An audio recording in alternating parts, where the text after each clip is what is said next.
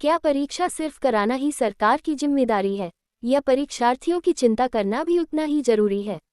देश में प्रतियोगी परीक्षाओं को लेकर अक्सर दो तरह की तस्वीरें सामने आती हैं। एक तरफ पेपर लीक, अव्यवस्था और अभ्यर्थियों के विरोध प्रदर्शन की खबरें होती हैं, तो दूसरी तरफ कुछ ऐसे प्रयास भी दिखाई देते हैं जिनका उद्देश्य परीक्षा को अभ्यर्थियों के लिए अधिक सुगम, सुरक्षित और भरोसेमंद बनाना होता है। हरियाणा कर्मचारी चयन आयोग की हालिया परीक्षा के दौरान राज्य सरकार ने अभ्यर्थियों की सुविधा के लिए कई विशेष व्यवस्थाएं की। दूर दराज से आने वाले विद्यार्थियों के लिए परिवहन की व्यवस्था की गई। कई स्थानों पर हरियाणा पुलिस ने भी जरूरतमंद अभ्यर्थियों को अपनी गाड़ियों से परीक्षा केंद्र तक पहुंचाया, ताकि कोई भी अभ्यर्थी केवल परिवहन की समस्या के कारण अपने भविष्य की परीक्षा से वंचित न रह जाए। परीक्षा केंद्रों पर सुरक्षा, निगरानी और पारदर्शिता के व्यापक इंतजाम किए गए, जिससे परीक्षा शांतिपूर्ण और व्यवस्थित ढंग से संपन्न हो सके। सबसे महत्वपूर्ण बात यह रही कि मुख्यमंत्री नायब सिंह सैनी स्वयं परीक्षा केंद्रों पर पहुंचे। उन्होंने अभ्यर्थियों से सीधे बातचीत कर उनका हालचाल जाना और पूछा कि उन्हें किसी प्रकार की कोई परेशानी तो नहीं है। सरकार का संदेश स्पष्ट था कि परीक्षा केवल एक प्रशासनिक प्रक्रिया नहीं, बल्कि लाखों युवाओं के भविष्य से जुड़ा विषय है। हरियाणा में पिछले कुछ वर्षों के दौरान भर्ती परीक्षाओं को पारदर्शी और समयबद्ध बनाने पर लगातार जोर दिया गया है। मेरिट आधारित चयन और निष्पक्ष परीक्षा प्रणाली को मजबूत करने की दिशा में कई प्रशासनिक कदम उठाए गए हैं। यही कारण है कि आज अनेक लोग यह मानने लगे हैं कि नायब सरकार पारदर्शी परीक्षाओं और अभ्यर्थियों के भरोसे की पहचान बनती जा रही है।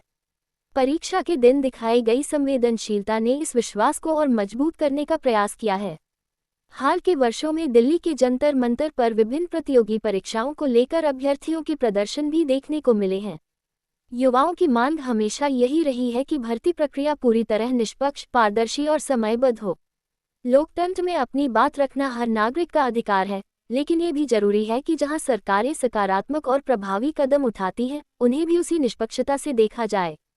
साथ ही यह भी उतना ही स्पष्ट है कि यदि किसी भी परीक्षा में पेपर लीक, धांधली या किसी प्रकार की अनियमितता सामने आती है, तो उसके खिलाफ सबसे कठोर कार्रवाई होनी चाहिए।